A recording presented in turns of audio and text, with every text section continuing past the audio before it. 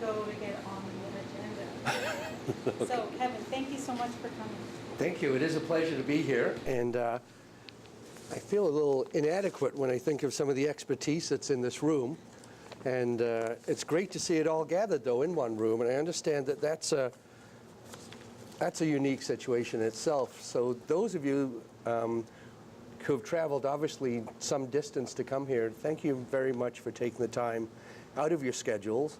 I think often we talk about, wouldn't it be great if we could all get in one room for one weekend about a lot of issues. And it's great to see what Sandy's been able to do to bring us to this point.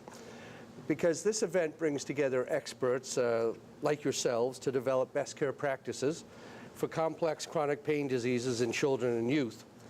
And as you all know, you all have expertise in this field, chronic pain in children is not something that's new. It's something that's been around for some time. We know that between 5 and 8% of the children in our society, children and youth, have pain that just simply won't go away from time to time. They have pain so severe that it affects their ability to do those ordinary things that kids like to do. They like to go to school. Most of them like to go to school. They like to play. They like to interact with their brothers and sisters. They like to shopping, just the regular things that we all did as kids that we think that all kids should have the right and the ability to do. I've had the privilege of working with Sandy for a couple of years now, and she has just been a tireless advocate for this cause. And I know that it's largely as a result of her efforts that we're all in this same room today. So maybe we should show our appreciation for Sandy for the work she's done so far. Sandy, thank you.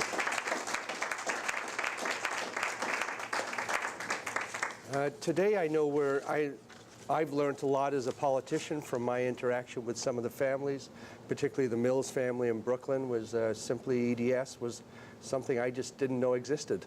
And I'm not sure our healthcare system knew that it really existed in the way it does.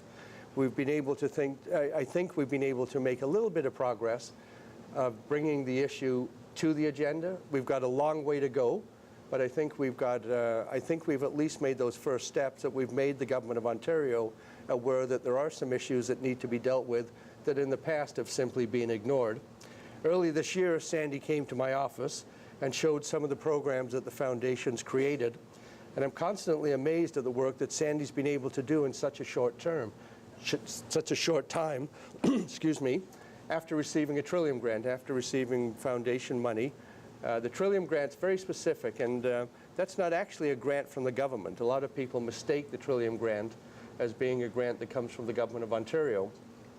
It's a grant that comes from those people who go and bet on horse races, that buy things like lottery tickets and do all those things. If you wonder where the money goes, a lot of it finds its way to the Trillium Foundation.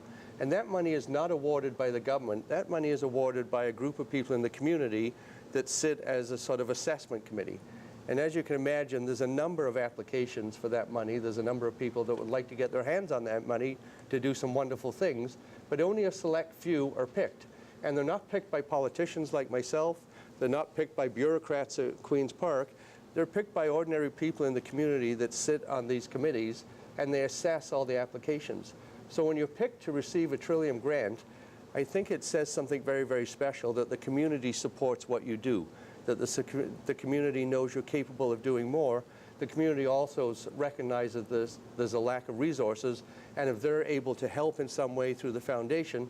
So we were able to secure a grant for Sandy, and she's done, I think, some amazing things. Any of you that have been to the world's largest rock and roll party will know what Sandy is capable of. But she also makes, she makes a difference by adding that personal touch, though, for everything she does. She came to my office and showed me some of the kits that are prepared that she sends across the country to children that need to know that they aren't alone, and that's the intent of those kits. So I've got the privilege tonight of introducing you to someone that I think has shown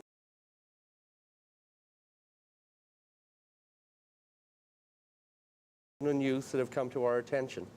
She's been able to bring together the best medical facilities and the best medical minds to start a conversation about best practices. So on behalf of the Premier, on behalf of all members of the Ontario Legislative Assembly, from all three parties that represent you at Queen's Park, I would like to thank you in advance for the work that you're going to undertake this weekend. I have a feeling it's going to make a tremendous difference. It's going to set us on the road to make sure that some of the stories we heard from the children in the video we just watched aren't repeated in future generations, that we're able to identify those issues early and we're able to do something about it. Your success this weekend is going to make a huge difference for all those children who are suffering from chronic pain as we speak, and those who are yet to enter that. So without any undue delay, I'd like to welcome back to the podium somebody that I think has made a huge difference in our society, and specifically in this field and in our community, Sandy Schmink. Sandy, come here. And I get to give you this.